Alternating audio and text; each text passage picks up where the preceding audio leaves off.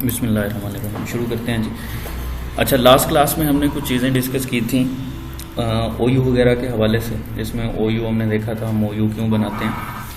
अभी मेरे पास आज हमने बेसिकली एडिशनल डोमेन कंट्रोलर को देखना है, लेकिन उससे पहले समझ लें कि एडिशनल डोमेन कंट्रोलर की हमें ज़रूरत क्यों पड़ती है। मेरे पास यहाँ पे एक छोटा सा सिनेरियो है, दिस वन। देखें, अभी हमारे पास हमारे इन्वायरमेंट के अंदर एक डोमेन कंट्रोलर है, ऐसे ही है, एक डोमेन कंट्रोलर है, और हमारे पास कुछ क्लाइंट्स हैं जो जिन क्लाइंट कंप्यूटर्स को हमने वो डोमेन ज्वाइन करवाई हुई, बिल्कुल ऐसे ही है, ठीक है। और उस डोमेन कंट्रोलर के ऊपर हमने मल्टीपल यूज़र्स क्रिएट किए हुए हैं, ग्रुप्स बना दिए हुए हैं, OU क्रिएट कर दिए हुए हैं, आगे जाके हमने इसके ऊपर ग्रुप पॉलिसीज़ भी इम्प्लीमेंट कर देनी है। तो ये सारा काम जितना भी हो रहा है ये सेंट्रलाइज हुआ है कहाँ पे? डोमेन कंट्रोलर के ऊपर। आप सपोज कर लें कि आपके पास लेट सपोज 15 एक OU भी हैं, आपके पास 700 यूज़र भी हैं, आपने ग्रुप पॉलिसीज़ भी इम्प्लीमेंट कर दी हुई हैं, आपने अपना नेटवर्क फुली इस्टेब्लिश कर लिया हुआ है। अगर इस सिनेरियो के अंदर आपका डोमेन कंट्रोलर डाउन हो जाए, डोमेन कंट्रोलर के अंदर कोई हार्डवेयर फेलियर आ जाए, या आपका डोमेन कंट्रोलर बिल्कुल ही क्रैश कर जाए, कोई डिज़ास्टर हो जाए, तो क्या होगा? सब कुछ गया, जितनी भी आपने मेहनत की हुई है, जितने ऑब्जेक्ट क्रिएट किए हुए हैं, सब फारिग हो जाएंगे ना, किसी काम के नहीं रहेंगे। तो इसके लिए आपके पास ऑप्शन होती है कि आपके पास आपके डोमेन कंट्रोलर का कोई ना कोई बैकअप होना चाहिए, आपके पास आपके डोमेन कंट्रोलर का कोई ना कोई बैकअप होना चाहिए। तो उस डोमेन कंट्रोलर के बैकअप को हम कहते हैं additional domain controller. Domain controller के बैकअप को क्या कहते हैं? Additional domain controller. इस पे ज़रा थोड़ा सा गौर करें। अगर मैं यहाँ पे एक साथ एडिशनल डोमेन कंट्रोलर लगा दूँ, इस पिक्चर पे देखें, अगर यहाँ पे मैं साथ में एक एडिशनल डोमेन कंट्रोलर लगा दूँ, तो उस केस में अगर मेरा डोमेन कंट्रोलर नहीं भी होगा तो मेरे यूजर्स एटलीस्ट लॉग इन करते रहेंगे, यूजर्स लॉग इन करते रहेंगे। अगर in any case additional domain controller ख़राब हो जाता है तो डोमेन कंट्रोलर आपके पास अवेलेबल है। अगर आपका डोमेन कंट्रोलर ख़राब हो जाता है तो आपके पास एडिशनल डोमेन कंट्रोलर अवेलेबल है, यानी कि आपके पास एक एटलीस्ट बैकअप मौजूद है, आपके पास फेल ओवर मौजूद है, आपके पास फॉल्ट टॉलरेंस की आपके पास जो है आप कह लेंगे प्रोविजनिंग है कि अगर एक डोमेन कंट्रोलर आपका ख़राब भी हो जाता है तो आपका नेटवर्क जो है वो ऑपरेशनल रहेगा, ठीक है। तो इसके लिए हमें करना क्या पड़ता है? हमें साथ में एक और सर्वर लाना पड़ेगा जिसके ऊपर हम सर्वर 2012 इंस्टॉल करेंगे, और उस सर्वर 2012 को हम एडिशनल डोमेन कंट्रोलर प्रमोट कर देंगे, उस सर्वर को हम एडिशनल डोमेन कंट्रोलर प्रमोट कर देंगे। मैं अगर आपको दिखाऊं, मेरे पास यहाँ पे ये वाला जो सर्वर है जिसका नाम है sys1, इसका नाम क्या है? sys1। अगर मैं CMD में आता हूँ और CMD में आगे यहाँ पे मैं लिखता हूँ नेट अकाउंट्स, तो ये क्या है? प्राइमरी मीन डोमेन कंट्रोलर, आपका प्राइमरी डोमेन कंट्रोलर है। अगर मैंने यहाँ पे साथ एक और VM क्रिएट की है, और इस VM के ऊपर मैंने आपका जो है एक्टिव डायरेक्टरी डोमेन सर्विसेज का रोल इंस्टॉल किया है, ठीक है। और इस सर्वर को साथ में मैंने डोमेन ज्वाइन करवाई हुई है। ज़रूरी नहीं है डोमेन ज्वाइन करवाना, आप चाहें तो करवा सकते हैं, ठीक है। इसका मैंने नाम चेंज किया हुआ है, इसे डोमेन ज्वाइन करवाई हुई है, और इसके ऊपर एक्टिव डायरेक्टरी डोमेन सर्विसेज का रोल इंस्टॉल किया हुआ है। तो आप करेंगे क्या? आप एक सर्वर और लाएंगे, उस सर्वर के ऊपर आप एक्टिव डायरेक्टरी डोमेन सर्विसेज का रोल इंस्टॉल करेंगे, उसे एक IP दे देंगे, उस सर्वर को सेम नेटवर्क का IP दे देंगे, ताकि वो आपके डोमेन कंट्रोलर के साथ उसकी कम्युनिकेशन होनी चाहिए। हम देख लेते हैं हमारे डोमेन कंट्रोलर का IP क्या है जी। 192.168.10.1 जी। अगर हमारे पास 3 डोमेन कंट्रोलर हैं तो एक एडिशनल वो कनेक्ट की जगह, तो हम वो मतलब कौन सी उसको पास करेंगे? सॉरी, मतलब उसको ID कौन सी पास करेंगे? वहीं के डोमेन क्योंकि एक ही बना के पास करेंगे या इसकी बनेगी एडिशनल डोमेन कंट्रोलर? अभी पहले एक एडिशनल डोमेन कंट्रोलर बनाए ना, फिर आगे देखते हैं, ठीक है। और एक चीज़ याद रखिएगा कि आपके इन्वायरमेंट के अंदर प्राइमरी डोमेन कंट्रोलर एक ही होता है, ठीक है। प्राइमरी डोमेन कंट्रोलर एक ही होता है। बाकी अगर लेट्स सपोज आपने 3-4 डोमेन कंट्रोलर लगा दिए हुए हैं तो वो बैकअप होंगे, प्राइमरी एक ही होगा, बाकी सारे बैकअप होंगे, बाकी सारे एडिशनल होंगे। प्राइमरी डोमेन कंट्रोलर एक ही होगा। बाकी अगर देखें, अगर आपने अपने इन्वायरमेंट के अंदर 4 डोमेन कंट्रोलर लगा दिए, आपने इन्वायरमेंट के अंदर 4 डोमेन कंट्रोलर लगा दिए, तो उनमें से प्राइमरी एक होगा, बाकी सारे एडिशनल होंगे, बाकी सारे बैकअप होंगे। तो अभी हमारे पास प्राइमरी एक ही है, अभी हम दूसरा बैकअप ला रहे हैं, हम फिर चाहें तो तीसरा बैकअप ला सकते हैं, चौथा बैकअप ला सकते हैं। सर अगर 3 बैकअप मतलब 2 बैकअप हमने रखे हुए हैं, तो फर्स्ट के हमारा प्राइमरी है वो डाउन हो जाता है, फिर उन में से कैसे शक करेगा कि प्राइमरी? ये रन टाइम पे सारे काम कर रहे होते हैं, रन टाइम पे सारे काम अभी क्लियर हो जाएगा इस लेक्चर में कि ये काम कैसे कर रहे होते हैं। ठीक है, उस हवाले से परेशान नहीं होना। ठीक है, तो हमारे डोमेन कंट्रोलर का आईपी है 10.1। मैं अपने एडिशनल डोमेन कंट्रोलर का आगे आईपी चेक करता हूं। इसका आईपी है 10.2। इधर से पिंग करके देख लें, 192.168.10.1 कम्युनिकेशन है। ठीक है, आपने करना सिर्फ ये है कि जिसको आप एडिशनल डोमेन कंट्रोलर बना रहे हैं ना, उसके डीएनएस के अंदर आपने अपने डोमेन कंट्रोलर का आईपी डालना है। ठीक है, मसलन यहां पे चेक कर लें, इसके डीएनएस के अंदर एडिशनल डोमेन का डीएनएस कौन सा, डीएनएस 10.1। ठीक है, okay okay, close close close. अब यहां पे मैंने एडीडीएस का रोल इंस्टॉल कर दिया हुआ है, इसके ऊपर एक्टिव डायरेक्टरी डोमेन सर्विसेज का रोल इसके ऊपर इंस्टॉल कर दिया। नोटिफिकेशन पे यहां पे क्लिक करें, promote this server to a domain controller. देखें, जब पहला डोमेन कंट्रोलर हमने बनाया था, पहला डोमेन कंट्रोलर बनाया था तो यहीं से किया था ना, प्रमोट दिस। अब हम एडिशनल डोमेन कंट्रोलर बना रहे हैं तो तब भी यहीं से करेंगे। करेंगे क्या, दोबारा से सुन लें। सबसे पहले एक सर्वर लाएंगे, उसके ऊपर ऑपरेटिंग सिस्टम इंस्टॉल करेंगे। ऑपरेटिंग सिस्टम इंस्टॉलेशन के बाद उसके ऊपर आप एडीडीएस का रोल इंस्टॉल कर देंगे, उसे एक स्टैटिक आईपी दे देंगे और उसके डीएनएस के अंदर अपने डोमेन कंट्रोलर का आईपी डाल देंगे। Promote this server to a domain controller. अच्छा जी, यहां पे सारी कहानी है। कहानी क्या है, जब हमने डोमेन कंट्रोलर प्रमोट किया था तो हमने क्या चूज किया था, ऐड अ न्यू फॉरेस्ट, यही चूज किया था ना। अब अगर मैं एडिशनल डोमेन कंट्रोलर बनाने जा रहा हूं तो क्या चूज करूंगा, ऊपर वाली ऑप्शंस देखें जरा, जो उधार की हुई हैं आपसे दोनों। Add a domain controller to an existing domain, पहली ऑप्शन क्या कह रही है, add a domain controller to an existing domain, और दूसरी ऑप्शन क्या कह रही है, add a new domain to an existing forest. तो कौन सी ऑप्शन चूज करेंगे, सेकंड वाली। सेकंड वाली ऑप्शन कह रही है add a new domain to an existing forest, कि इस फॉरेस्ट के अंदर जो ऑलरेडी एक फॉरेस्ट है उसके अंदर एक नई डोमेन ऐड करो। और हमने क्या करना है, हमने एडिशनल डोमेन कंट्रोलर लगाना है। कहां पे, एग्जिस्टिंग डोमेन के अंदर। डोमेन ऑलरेडी हमारे पास है, डोमेन ऑलरेडी हमारे पास है, और उस डोमेन के अंदर हमने एडिशनल डोमेन कंट्रोलर लगाना है। ये जो दूसरी ऑप्शन लिखी हुई है ना, add a new domain to an existing forest, ये ऑप्शन तब यूज करते हैं जब हम चाइल्ड डोमेन बना रहे होते हैं। अभी हम चाइल्ड डोमेन तो नहीं बना रहे, अभी हम उसी डोमेन के अंदर एक एडिशनल डोमेन कंट्रोलर लाना चाह रहे हैं, ताकि हमारी इस डोमेन कंट्रोलर का तो बैकअप हो पहले। ठीक है जी, तो मैं कौन सी ऑप्शन चूज करूंगा, पहले वाली, add a domain controller to an existing domain. और यहां पे डोमेन का नाम syscom.com है और एडमिनिस्ट्रेटर।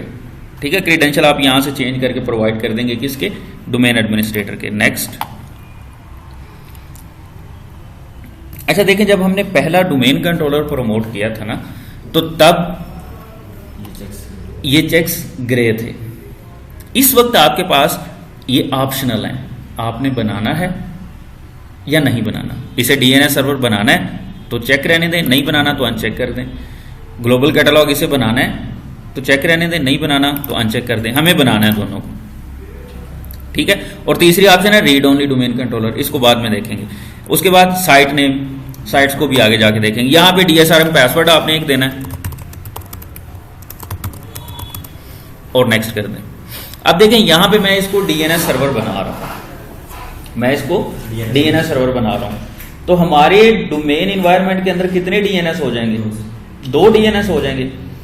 क्लाइंट जब डोमेन कंट्रोलर से लॉगिन करना चाह रहा होता है, क्लाइंट जब डोमेन कंट्रोलर से लॉगिन करता है तो सबसे पहले किससे क्यूरी किसको जाती है, डीएनएस को। सबसे पहले क्यूरी किसको जाती है, डीएनएस को। अब हमारे पास कितने डीएनएस हो गए? दो, एक डोमेन कंट्रोलर के ऊपर और एक एडिशनल डोमेन कंट्रोलर के ऊपर। तो जिन क्लाइंट्स के डीएनएस के अंदर एडिशनल डोमेन कंट्रोलर का आईपी डला होगा उनकी क्यूरी कहां जाएगी? एडिशनल डोमेन कंट्रोलर के पास। और जिनके अंदर डोमेन कंट्रोलर का आईपी डला होगा उनकी क्यूरी कहां जाएगी? डोमेन कंट्रोलर के पास। तो दोनों काम कर रहे होंगे, काम दोनों ही कर रहे होंगे। यूजर्स को लॉगिन दोनों करवा रहे होंगे। Depends on DNS IP.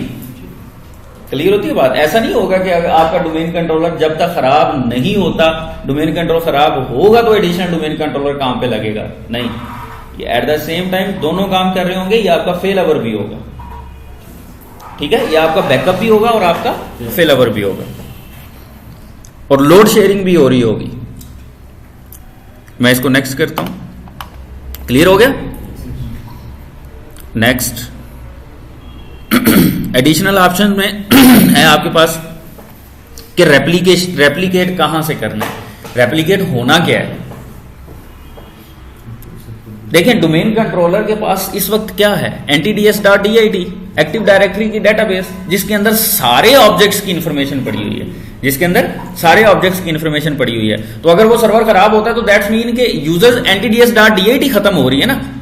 तो आपने जो रेप्लिकेट करवाना है अपने एडिशनल डोमेन कंट्रोलर पे, वो क्या है? NTDS.DIT।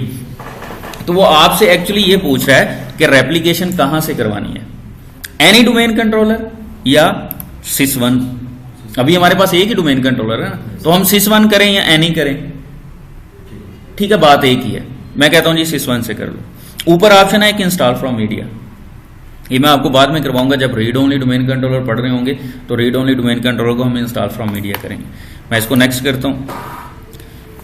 अपने फोल्डर इसके क्रिएट होंगे, सी के अंदर, विंडोज के अंदर NTDS का फोल्डर क्रिएट होगा, sysvol का फोल्डर क्रिएट होगा। लेकिन उन फोल्डर्स के अंदर जो इंफॉर्मेशन आएगी वो कहां से आएगी? डोमेन कंट्रोलर से रेप्लिकेट होके आएगी। Next, next, prerequisite check.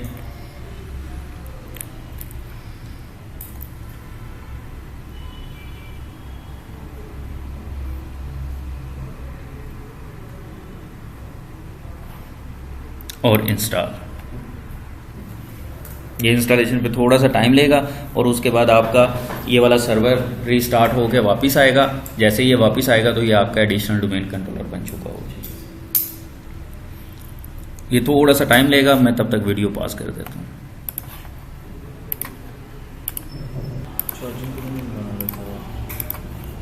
लें जी, you are about to sign out. ये रीस्टार्ट होकर वापस आएगा और आपका एडिशनल डोमेन कंट्रोलर बन चुका होगा।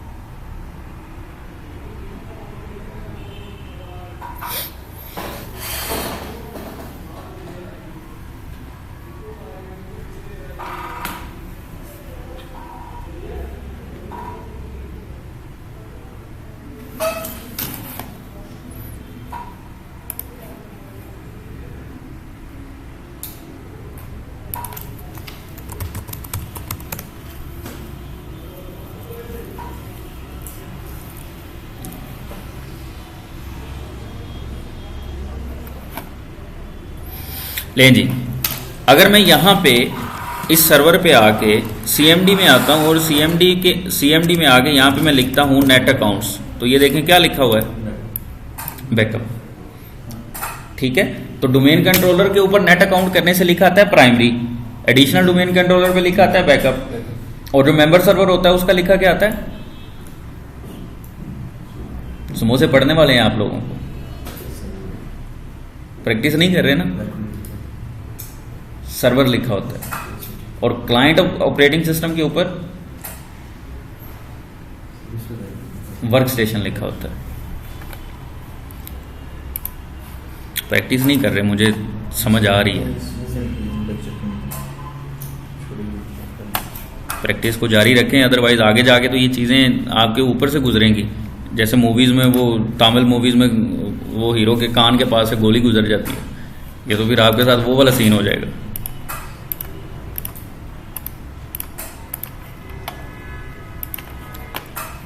ठीक है जी, तो ये हमारा क्या बन गया, एडिशनल डोमेन कंट्रोलर। मैं अगर यहाँ पे टूल्स में आता हूँ, पहले डोमेन कंट्रोलर को देख लें। डोमेन कंट्रोलर टूल्स में आए और active directory user and computers को देखें जरा।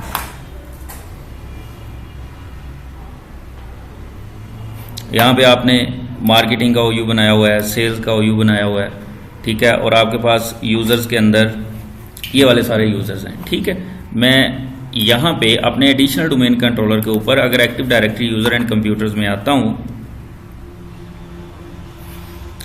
डोमेन को एक्सपेंड करता हूँ, ये मार्केटिंग, ये सेल्स, ये मार्केटिंग और यूजर्स के फोल्डर के अंदर सारे वो यूजर्स अवेलेबल है। ठीक है, तो इन्फॉर्मेशन सारी कहाँ से, वहाँ से रेप्लिकेट हुई है आपके डोमेन कंट्रोलर से। अब देखें यहाँ पे लेट्स सपोज मैं मार्केटिंग के OU में से ना, सेल्स के OU में से एक यूजर को डिलीट कर देता हूँ।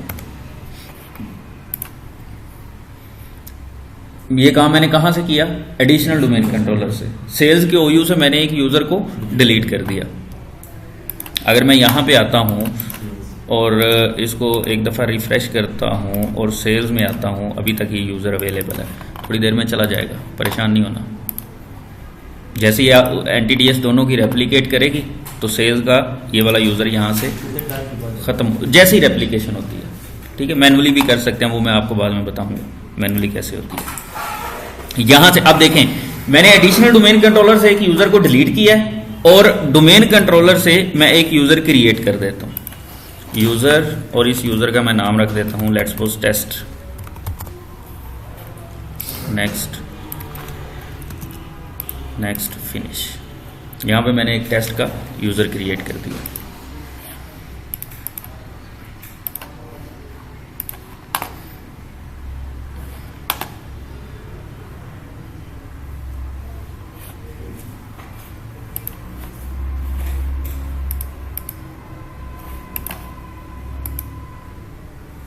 ये टेस्ट का यूज़र आ गया यहाँ पे। ठीक है, इसको क्रिएट हमने कहाँ किया था, डोमेन कंट्रोलर पे।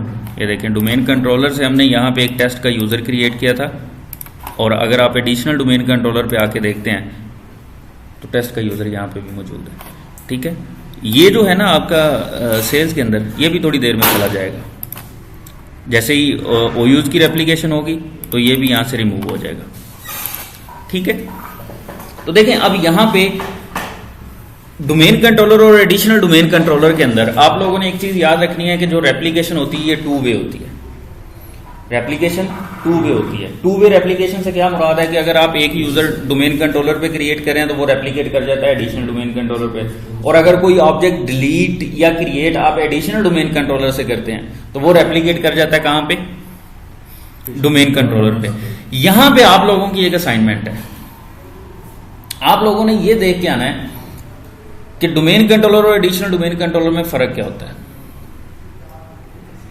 डोमेन कंट्रोलर और एडिशनल डोमेन कंट्रोलर में फर्क क्या होता है। जाहिर तौर पे तो कोई फर्क नजर नहीं आ रहा। आप ऑब्जेक्ट एडिशनल डोमेन कंट्रोलर से भी क्रिएट कर रहे हैं, डिलीट कर रहे हैं, और रेप्लिकेशन जो उधर क्रिएट करते हैं इधर आ जाता है, जो इधर क्रिएट करते हैं वो उधर चला जाता है। आपने ये देखना है कि डोमेन कंट्रोलर और एडिशनल डोमेन कंट्रोलर में फर्क क्या होता है। सिंपली गूगल में जाके लिखना है आपने difference between domain controller and additional domain controller, लाखों रिजल्ट मिलेंगे। ठीक है, तो एडिशनल डोमेन कंट्रोलर कैसे कॉन्फ़िगर होता है, ये ओके हो गया, इसमें कोई किसी किस्म का इशू तो नहीं, ठीक है। एक चीज याद रखनी है कि डोमेन कंट्रोलर और एडिशनल डोमेन कंट्रोलर के दरमियान जो रेप्लिकेशन होती है वो 2 वे होती है जी। ये एप्लीकेशन है सर, ये मतलब इसका कोई लीड टाइम होता है या किस तरह से? नहीं, ये बहुत जल्दी हो जाती है, ये शायद VMs में है इस वजह से थोड़ा सा ये टाइम ले रहा है, अदरवाइज ये फौरन से पहले हो जाती है। देखें टेस्ट उधर क्रिएट किया था, उधर आ गया।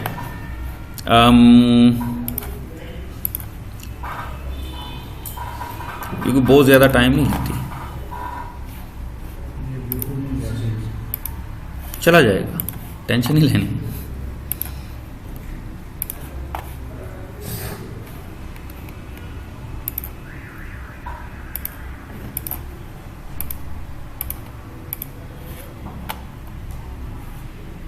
खैर ये चला जाएगा, उसके बारे में परेशान होने की जरूरत नहीं। अगर आपने मैन्युअली भी रेप्लिकेट करवाना हो तो वो आप मैन्युअली रेप्लिकेट करवा सकते हैं। वो रेप्लिकेशन कैसे होगी, मैं यहाँ पे सर्वर मैनेजर में आए, टूल्स पे क्लिक करें, active directory site and services में आ जाएं।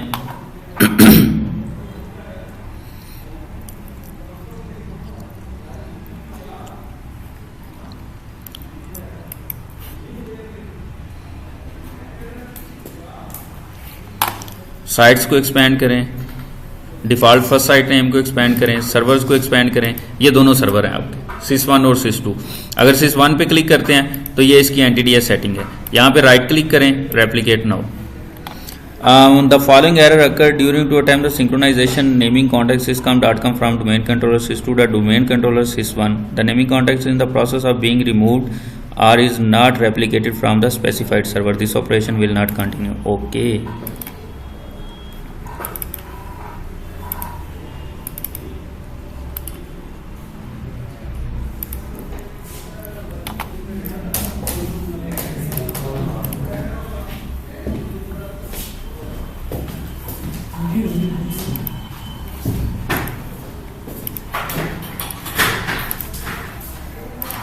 अब आके देखिएगा tools, active directory users and computers, ऐसे, ठीक है। तो इस तरह से आप मैन्युअली रेप्लिकेट करवा सकते हैं। क्लियर? वैसे ये रेप्लिकेशन खुद हो जाती है, उसमें कोई इशू नहीं होता। क्लियर जी? कोई क्वेश्चन, एनी क्यूरी? इंशाल्लाह नेक्स्ट क्लास में मिलते हैं।